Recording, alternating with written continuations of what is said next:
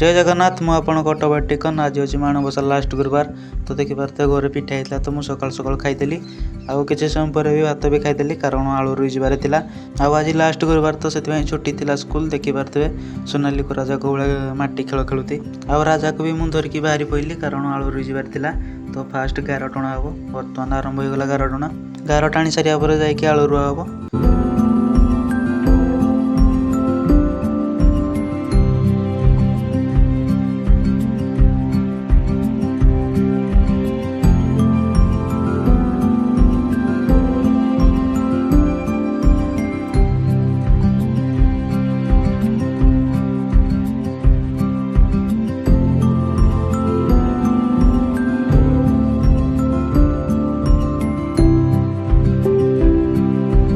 आउ किसी समय पर भी आलू गार टणा सरीगला। जदि आपको वीडियो भल लगे लाइक शेयर सब्सक्राइब करेंगे। जय जगन्नाथ।